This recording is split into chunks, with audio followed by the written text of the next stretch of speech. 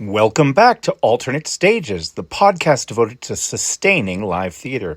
We've been on hiatus for the past 7 months, in which we've forged new relationships with national theater experts whom you'll be hearing from as guests of upcoming episodes of the podcast.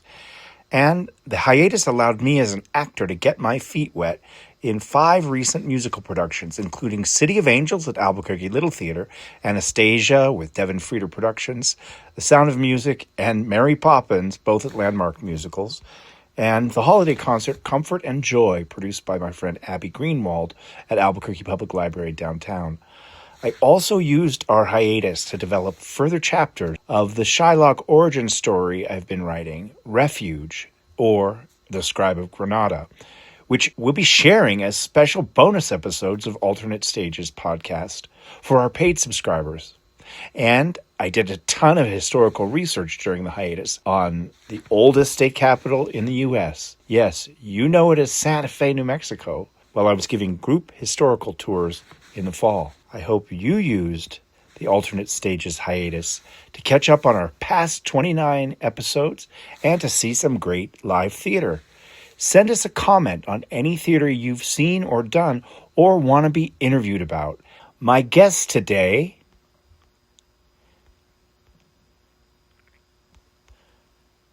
is Jessica Osborne, star of the delightful production of Shirley Valentine, directed by Colleen Neary McClure for West End Productions, which runs May 29th to June 14th at North 4th Center for the Arts. Get your tickets for Shirley Valentine using the link in the podcast notes or at westendproductions.org. Shirley Valentine was written during what I call the golden age of pond-crossing theater in the 20th century, when mega hits crossed the Atlantic in both directions like Les Miserables, Chess, La Liaison Dangereuse, Evita, Cats, Nine, Sunday in the Park with George, and of course, Willie Russell's fabulous play, Educating Rita, and Shirley Valentine. And of course, 2 fabulous dramedies written by Willie Russell, Educating Rita and Shirley Valentine. Shirley Valentine won Tony Awards on Broadway for its original British star, Pauline Collins, who later also starred in a lavish movie version of Shirley Valentine, set primarily in Greece. And fun fact, while Pauline Collins was filming the movie, the Hollywood star Ellen Burstyn took over her role in the Broadway run of Shirley Valentine. It's a solo one-woman show that has been described by actresses who tackle the role as a 52-page monologue. Pretty impressive. And our inaugural episode of our second year of podcasting is with Jessica Osborne, who plays the lead in Shirley Valentine. Welcome, Jessica. I'm sure you're having a busy week getting ready for opening night. It is a busy week, yes. Yeah. Well, congratulations on, first of all, on the role, second of all, on the production and the upcoming opening. I remember loving seeing the movie with Pauline Collins many years ago. Yeah. Especially the Greek scenery. I'm getting old, but Greece is still on my bucket list. So. Oh, you should go. It's exactly how it looks in the pictures. It's amazing. Yeah. So have you've been to Mykonos, where I think this is I have been to Crete. Crete. And I've been to Santorini. Okay. So Santorini is the one that you see in all the pictures with like the white buildings, and like it's technically on an old an active volcano. So they've had to like rebuild it up actually like since the 1950s, but it has those traditional like white buildings and the bright blue and all of that stuff. So when you think of Greece, what you're actually seeing is Santorini usually. So I've been those 2 places, and I went there not last year but the year before. And I did my own little Shirley Valentine adventure. That's great. Very impressive. Well, thank you for that bit of background. And it's a one-woman show opening this Friday, May 29th at the fabulous West End Productions. It runs for a few weeks, and tickets will be available on the link in the podcast notes. So first of all, Jessica, thank you for joining us. You're in the middle of a very busy week. Yes. But you've made time. You've made time for us and for your podcast fans. Yeah. How's the show going? It's actually going really well. I mean, I've done the show once before about 10 years ago, so I was kind of hoping that it would be there in my archives, you know. Hmm. And we've spent a lot of time going over the text, obviously. And it has helped to have that previous knowledge of the show to get to this point. And so when we jumped into rehearsals, I really did feel ready for an audience, which was really nice to like come into the full-blown rehearsals feeling at that stage.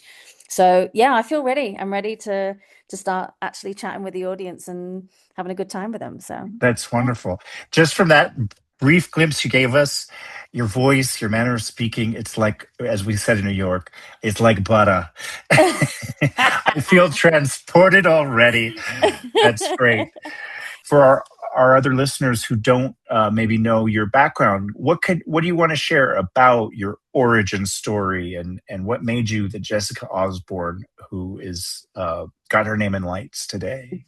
Gosh.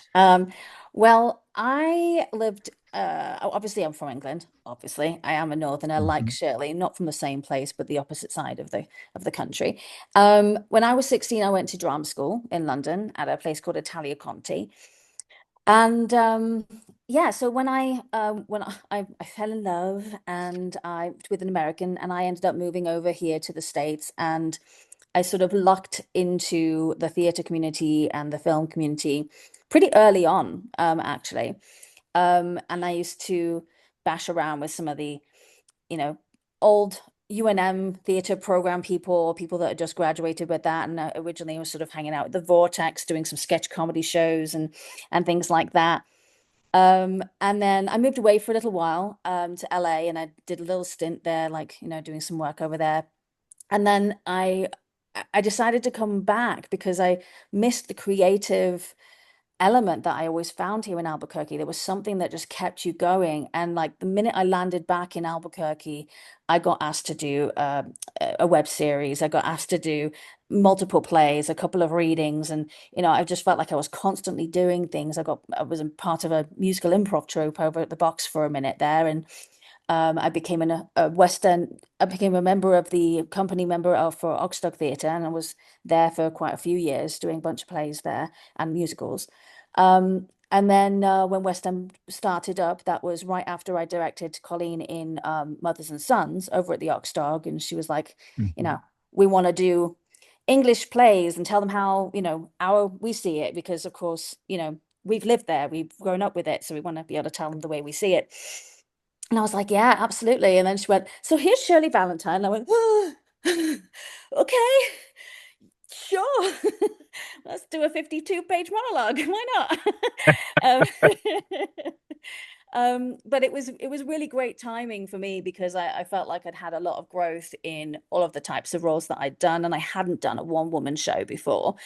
And it was, the ultimate challenge. It's funny, it's charming, it's vulnerable, there's exciting moments, there's dark moments, like it's just such a full gamut for an actor to dig their teeth into.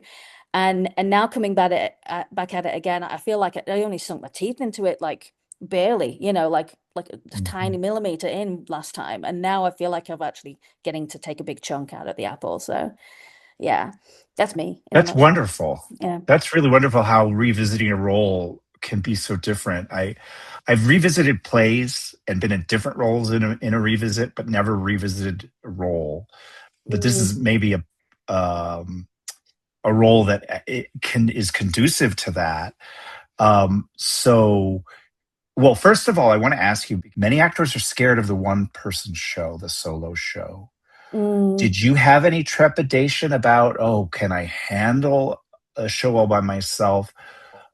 Or maybe it's not your first, maybe Shirley Valentine #1 wasn't your first solo show. What the art of the solo show? Can you sure. terrify that for us other actors?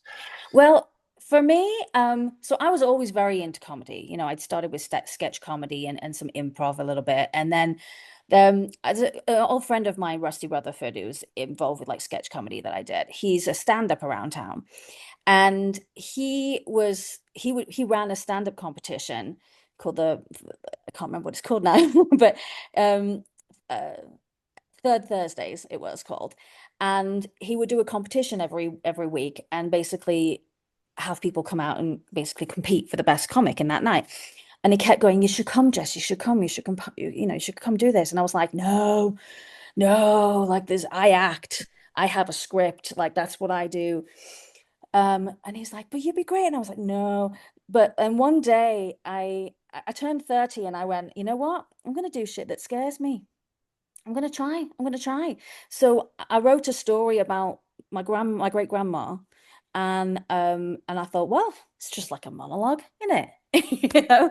And so I went and I did it, and I caught the stand-up bug for a little while. So I have been doing a little bit of stand-up here and there in town and in LA and like in London and stuff. And I'd sort of like been toying with actually talking with the audience already. So so it was kind of a natural progression in a way to do a one-woman show. Like I'd done plays with multiple people, I'd done musicals with lots of people, I'd done a two-person show, a couple of two-handers. And one of the scariest things about being on stage when you're with other people is that you don't know what's going to happen, what they're going to do. And there's like a double-edged sword. Like in some ways they might pick up and like bring you along for the ride and like, save you if you go in trouble. But when sometimes when it's not your fault and you're like, I don't know what to do. How can I help? You know, I had one particular play where we uh we knew we weren't particularly confident on a particular section of the script because it had been under rehearsed. So we had the script like behind on the counter on the stage. And and I didn't say much in the scene. I would go like, uh-huh, yep. And the other person had like all the monologues, and I'd be like, yeah, that sounds good. Like tiny one word pieces. So when I saw that they got lost, I went, oh crap. Like I have nothing to say. And I remember like running behind the counter and like flipping through the script, trying to desperately find like where they were and, and trying to help them that way. So I had some really scary moments, doing a two-hander. And I thought, I thought, you know what, I don't, I'm gonna have to save myself. And like that part was kind of both terrifying but also freeing because if I screwed up, it's all my fault and I got to fix it. Which is also the kind of lesson you learn when you're doing stand up. If something bombs, you just got to pull the audience back. Yeah, yeah. So I felt like at the particular stage I did it, I felt like I was ready to embark on that conversation with the audience. And it felt actually a lot more easy because it wasn't my words, it was somebody else's words who had crafted it and I'd written it so well. Willie Russell is a wonderful writer. So like Hmm. knowing that you had that amazing, funny text to lean on and not my own words, that that felt a lot more safe for me. Yeah, yeah. Interesting. It could be terrifying to have your own words not road tested and having Yes. them to support you. So tell us, Jessica, Shirley Valentine, for those who don't know, it's a story of a person who is turning an age and deciding to change their life, right? Am I right about that? Essentially, yeah. I mean, Yeah. the way I see it is, she takes stock of where she's at in life and and yeah, she basically decides, you know what? No, I'm going to do something about it. And I think that is essentially, what the midlife crisis is really, isn't it? Half the time. Sometimes people run away from it and bury their head, and then some people go, you know what? No, I'm going to make a change, and they make that change, and it's quite terrifying, but it's quite brave. Um, so you kind of see her struggle in the beginning of like, well, this is just how life is, isn't it? And then when you see that she's about to make the change, she decides that she's going to do it, and you're like, will she? Will she? And then the third act, you actually finally see that she made a change, and uh, Hmm. and what that has then meant. Because of course, even making the change doesn't mean all the problems, go away. You still have things that get pulled up by when you're making that change. In fact, in some ways, you become even more vulnerable. So yeah, it's a wonderful journey, and I think it's a very good lesson for anyone that's sort of felt stuck in their life, especially after we've all experienced the isolation of, the COVID situation. And like that ability to break back out in be sociable and learn how to navigate a new life, a new world, a new career, or a new relationship, etc. I think we can all kind of relate to the isolationist that she was feeling because we've lived it now. Hmm. So that's quite Hmm. unique. And I'm sure the majority of us, at least at this stage, unless they're pretty young, have had one of those relationships that just didn't work and wasn't working, Yeah. and Yeah. taking that brave step to step away from it. Yeah. Yeah. That's great. And sometimes I don't know if it's a young person thing or later in life, we need the permission to change our life. I almost said a word I don't like to use, which is curate our life. That feels snobby to me, but it's important to choose your life and not just go along for the ride. And I think that's kind of what the writer of Shirley Valentine is saying. Like, be active and participate because you know um you only have so much time on this blue marble. Yeah, And you know and she I think chooses some of the bluest part of the blue marble. So tell us about indeed. that. Do you show she what is it, she goes to Greece or something? Yes, yeah, she it's the opportunity to go on holiday for free Mm. to Hmm. Oh, Greece. for free. Wow. Yeah, a friend pays for the ticket for her. And so that's the thing, like sometimes we feel like sometimes it just takes that catalyst, doesn't it? And so she has a catalyst to make that decision to go to Greece. And yeah, so we get to see her in that environment, and how how that particular journey goes, which is not perfect. It's not, you know, it is wonderful, but also, she has a lot of self-reflection moments. I mean, I think we all, when we've hopefully we've all had the experience of being by the ocean. If we haven't, then I'm sad for someone. But there is something very reflective when you're sitting in front of the ocean and in the calmness, and it sort of makes you go in to yourself and sort of think about everything. And she has that moment, and she learns a lot about herself, about what she likes, what she doesn't like, what she'll put up with, what she won't put up with. And it's sort of a very freeing moment for her when she gets to Greece. Yeah.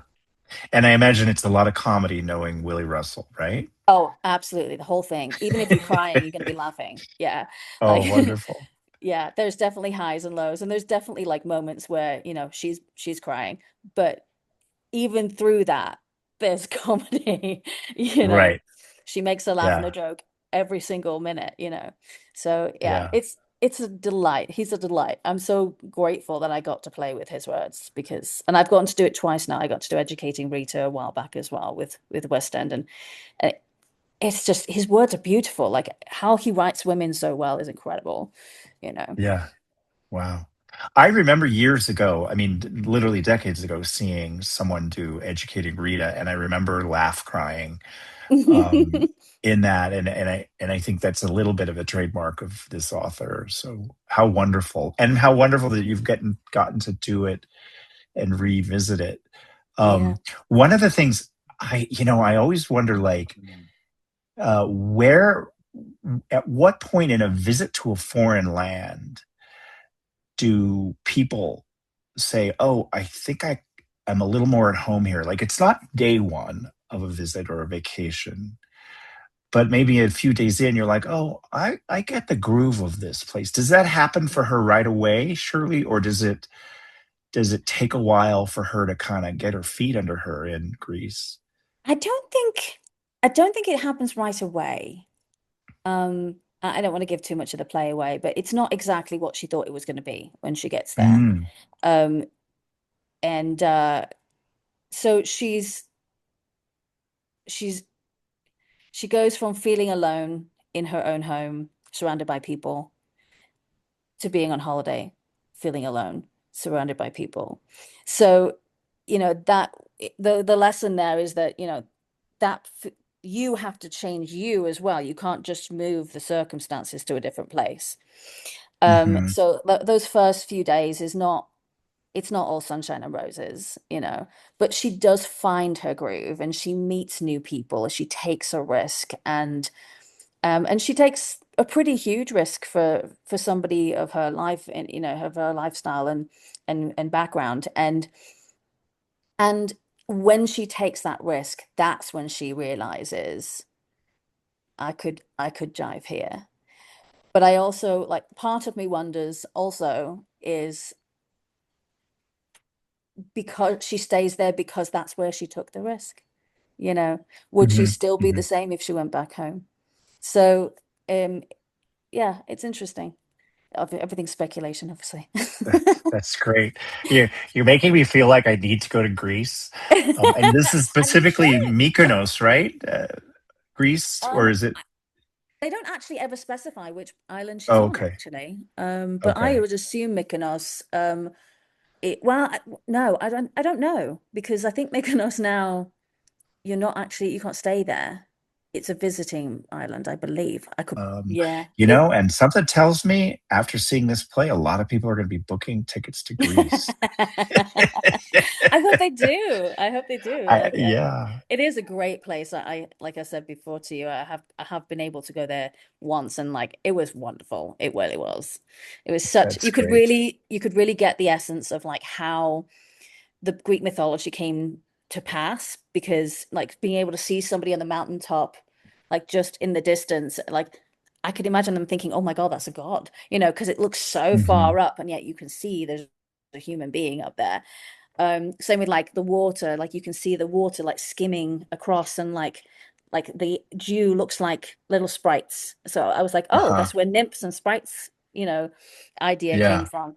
Um, and it looks like they're chasing each other because the way the wind flows, the water, and it's really cool, really cool. Wow. Such a great Amazing. experience. I definitely recommend it. So go book your Wow. tickets. Yeah. Yeah. Yeah. Yeah. Everybody go to Greece. I wish we had a podcast sponsor who was a travel agent, and then they could throw Seriously. Jessica a free ticket to Greece. And thank you. Maybe we'll work on that. Anyway, are you a lot alike, a lot similar to Shirley, or a lot different? And how did you make the journey from Jessica to Shirley? Um, I mean, I personally have not had a full family, so like I don't have kids, and I have two dogs. They're my babies. Um, I did, however, have a marriage that didn't work. And so when I first did the show, that was a little bit more fresh. So I was able to pull from some of those experiences and some of those feelings to relate to her. Um, but I've never been really stuck in the house talking to the wall. So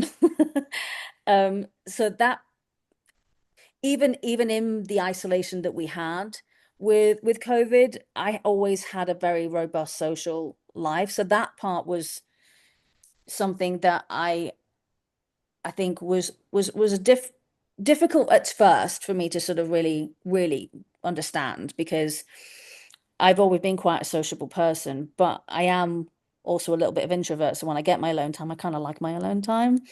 Mm. So finding the parallels between her and me, that was where like where what I had to sort of go on the journey to find, you know, because I think in some ways she does kind of enjoy her alone time, but it is obviously quite oppressive because she doesn't feel like she has anyone that she can truly talk to. So that part, I have been blessed that I've usually had somebody that I can talk to. But when I first did the show, I was surrounded by lots and lots of friends, and this particular go around, I've been working from home for the past, 5 years now. And even though one of my housemates worked with me, and, and like, even though I still had a social life, there definitely was a couple of moments where, and this is where I was like, I genuinely don't know who to talk to about this. So I definitely had a couple of moments that made me reconnect in a different, more tightly intimate way this time with Shirley. Um, And I think we've all had the friend that inspired us, but then also let us down. And Mhm. Jane is one of those people for her. So I definitely could relate to that because I've definitely had a couple of friends that I thought were closer than they actually were, and then they Mm, disappeared, you know. yeah. Shane doesn't disappear, but the relationship, the dynamic changes, and so when you have that transition, so there's definitely a lot of me in there, but I would definitely say there's a lot about Shirley that's very her and uniquely her. Yeah, Yeah. that's great. Well, and of course you probably, well, I don't know, maybe you speak in a slightly different dialect or accent to be Shirley than you do right now in daily Definitely. life? Yeah, Definitely. yeah. Yeah. I mean, so, ironically, a friend of mine played Shirley in London and she used to go, "You sound so American." And but because we both came from a similar area of England, but where we're from, it is a similar sound-ish. Hmm.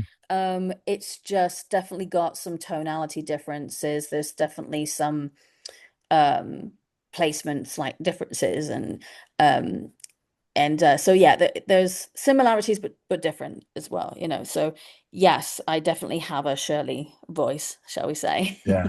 What's a phrase that you would say differently than Shirley would say it? Can you say a sentence to two different ways for us? um well, she has there is one of my favorite phrases where she goes, "I know this sounds a bit soft." um and I would probably go, "I know this sounds a bit daft or stupid."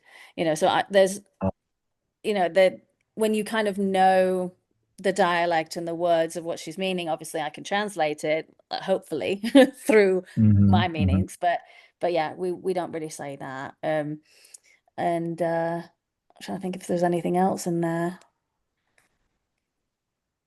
Nothing else is coming off the top of my head, but because we're both from up north, there is a lot that is very, very similar. Hmm. My town does have a whole lot of different phrases though, and I was surprised that in Shirley there is a term where she compares herself to somebody out of the bagwash, and I thought that that was specific to my town, so it was kind of surprising to hear it come out of somebody from Liverpool. And just so for those of you that don't know what that means, the bagwash is basically it was a laundrette, so it basically all the older ladies that had tea bags for their under their eyes because they were so tired from life, it was the old bag washing place. So like Okay. and I always thought that that was a specific term that was just to Cleethorpes and Grimsby where I'm from, but apparently it's also in Liverpool. So That's great. Well, most Americans probably wouldn't discern the difference between a London and a Liverpool, but you come from the same town as the Beatles for our American audience to know. Do you yes. know any Beatles? Have you ever met a Beatle? No, no.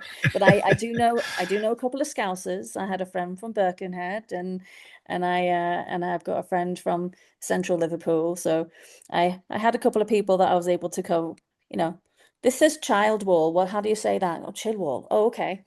Doesn't read the same way, but okay. You That's know, cool. yeah. Yeah, that's But great. no actual Beatles. Yeah, yeah. So tell us some of the particulars of working on this production. You were directed by Colleen Colleen. McHugh. Hmm. Hmm. And who else is involved? Designers or costumers or any of that stuff? Yes, we've got Rhonda Bacanoff has done the costumes. We've got Samantha who is backstage helping us sort of run the props masters and all that stuff. And I've got Kelly, who's our stage manager, and her husband Mild is doing the lights and the sound cues in the booth. So we've got a really solid team. And then Ryan Jason Cook designed the set, and Oh, Dean he's Squibb good. painted the set. And so yes, they're Also good. They're wonderful. both phenomenal. Yeah, Both we're great very design blessed. talents. Yeah, very blessed to have them. And Ryan actually did the set for us on the first show as well. So he got to revisit his work and adjust and tweak based on what he now felt, so that was kind of cool. I mean, in a different space as Fabulous. well. Yeah. Yeah, So, they've got a and it rotating set, which is cool. oh my goodness, that's great. So it's Yeah. at North Fourth Art Mm-hmm. Center on North Foot Art. Fourth Street, and is it? Oh, I can't remember Griegos. the cross street. Griegos, thank you. Yeah. And it'll be running 3 weekends, starting this weekend and running Mm-hmm. through the 14th. You Yeah. have matinees on Sunday at 2 o'clock, Yes. and on Friday and Saturday, they are at 7:30. great. Yeah. I'm so excited. I've never read the play, but I loved the movie when it came out, and I think seeing a person do it live and in the flesh is even more exciting. Mm.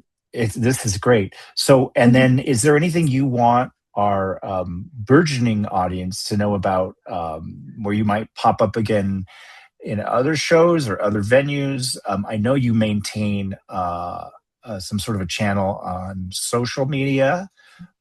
Where could people find and follow you? Oh, that's a good question. I don't know that information. My YouTube channel is at Funky Monty One. So if I have anything happening, I do try to put something there. And my Instagram is just at Jessica Osborne. Same with my Facebook. So if you want to see what's happening, I do put many marketing things going on there. But but We'll put now all that I'm in our episode notes so people can find you. mm, And what else? yeah. But now I've actually like I'm pretty much I'm I've primarily moved back to the UK at this point now, so this will be kind of one of my Oh, last shows in Albuquerque. And okay. unless unless I happen to be in town for work, because I work in the film industry, so sometimes the film Sure. industry has been pulling me back, and I've got a couple of potential projects that I'm hoping happen here. So if it coincides with a good Fantastic. time, then I might, might do another show here, but timing's always going to be weird. So That's yeah. great. So or do you like to do film in the day and theater at night, or is it just too much? I mean, I am, like I'm working on a film right now that's just been wrapping from Texas, and well, two films that are wrapping in from Texas. And yeah, so I do. I work in the day, rehearse at night. When I'm in the UK, I'm working at night, rehearsing in the day because Uh-huh. of the time Uh-huh. zone. Um, Yeah. but yeah, so it's been interesting. It's been interesting to match the journeys because film schedules can be a little crazy, and so Sure. depending on the project itself, I've had to be very discerning about can I handle a Mhm. project at this time, and you know, um, and so far I've managed to do it sometimes. Not as much as what I used to do when I was older, definitely. Yeah. When I was Yeah. younger, I mean. Now that I'm older, it's a little harder for sure. Yeah, Well, and definitely. if you're someone with a big role, they'll make it work. Yes. That's great. That's great. Well, I'm a little melancholy to hear that you're departing, because I was thinking I'd love to work with Jessica Osborne now that I know her, but we'll just have to keep our eyes open for that opportunity next time you're Yeah. back. And are you like sort of regularly here on a seasonal schedule, or only when there's a project in New Well, I don't Mexico? know what that's going to be yet because this is Okay. I've just made that change. So, yeah, a friend of mine who also is in the theater world, she said, "You can just do one play a year, Jess. Come back for one play a year." So I don't know Yeah. Well, why if I not? did that, I'd have to know that we're booked and scheduled for a specific thing so I could plan my year around it. But Yeah. Yeah. but so I'm just at the moment I'm playing it by ear because like I said, so far I've been back in the UK for about 6 months, and all of my work has been US based. So, um, Oh, interesting. Yeah. yeah. So we'll see what the future brings there. I don't know Yeah. yet. And so, could you share sort of a bucket list of projects in case someone were to want to lure you back to New Mexico by producing a show you knew you wanted to be in? What would be on the bucket list? Oh gosh. Um, I mean, I'm always down. Gosh, it's hard. I'm not very good at knowing like plays. I know that sounds terrible. I usually like get to learn to know them from what people have said, hey, take a look at this, or I've gone to see it, you know. Hmm. Um, let's see. We did a play called Burn This, and that was Mm. pretty fantastic, but I Hmm. don't think I'm right for the role anymore, so there's that. Um, Yeah. um, yeah, I don't know. I mean, You I mentioned think early on a few minutes ago that you did some music improvisational theater. Do back you in the do day. singing and dancing musical kind of things? I do, I do. Yeah. Yeah, I played Audrey in Little Shop of Horrors and Sister Oh. Amnesia in Nonsense, and I would love to Uh-huh. do Sister Amnesia again. Like she was so much fun. She is one of the Yeah. characters that I had just a blast doing. So yeah, I think if something came up like that, I know like at one point we Colleen and I talked about doing Blood Brothers, and that is something that I think I would love to sink my Oh, teeth isn't into yeah. being. Um, yeah, that's one that I've always sort of like wanted to do, and I would have loved to have played around with like Mean Girls or something like that, but I think I'm probably a bit old for that now.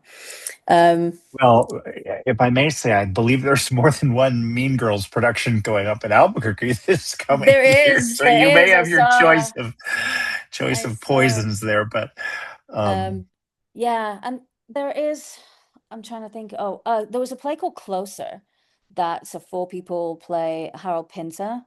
I've always wanted mhm. to delve into that. That always looked very interesting. Yeah. I just remember reading it like a long time ago and being like, "Ooh, this. You could sink some teeth into this." Because I love playing with silence. Like Hmm. I love that awkward pause. I love playing with that. Yeah, Um, and there was and that takes some expertise, I must add. yes, Playing with Pinter silence is not for the faint-hearted. It takes a really practiced hand, which I'm sure you are. It scared me when I was younger to have to do Pinter, but it's. I agree with you. It's really fun. It is what we work with in the theater. The silences. yeah. There was a marvelous play that I saw in New York called I think it was The Grey House, I think, with oh God, I'm so terrible. Laurie Metcalf, yeah. Mm, yeah, And yeah. she was incredible. It was very simultaneously meta and realistic and very theatrical. Um, and it was a wonderful, wonderful play. And I bring that one up because it made me remember the silence. Like the whole beginning was completely silent for about 5 minutes. And it was watching a masterclass in managing silence on stage, you know, with what everything that they were directed to do and how they were being in this moment. And yeah, that would be an interesting challenge to play with. Um, and I did way back, one of the first couple of plays that I had directed was Dangerous Liaisons and Hedda Gabler. And at the time it was I loved being on the other side of that to like delve into that with the actor. But I think now, um, at least for Dangerous Liaisons, I would love to take a stab at Motoy now. I think Hmm. now I'm at the right place age-wise that it might actually work.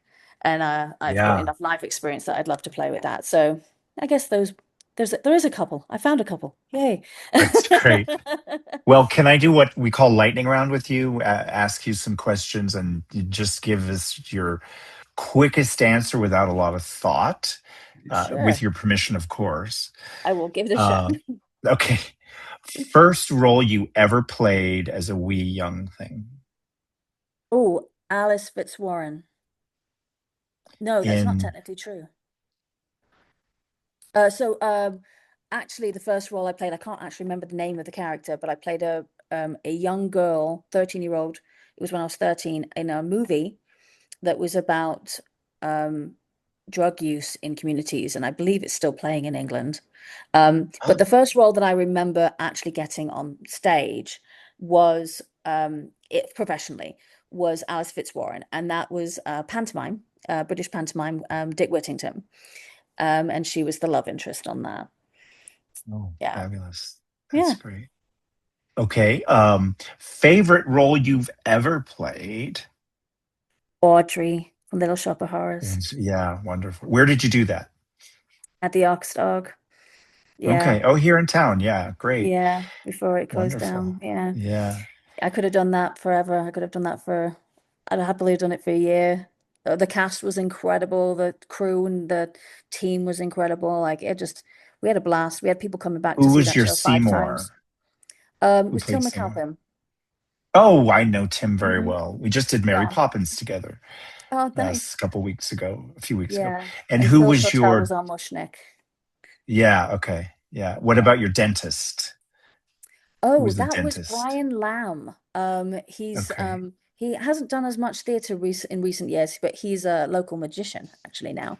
But he was Oh, wonderful. He was very fun. And in our version, he also played all of the other little main characters that would come through. okay. So if there Yeah, was a role, he played them. So he would like dress up in a an old lady's outfit, or he would be like, just another person in the customer shop. So like he rotated all of those little roles. It was a true sort of, off Broadway style version of the show that we did. sure.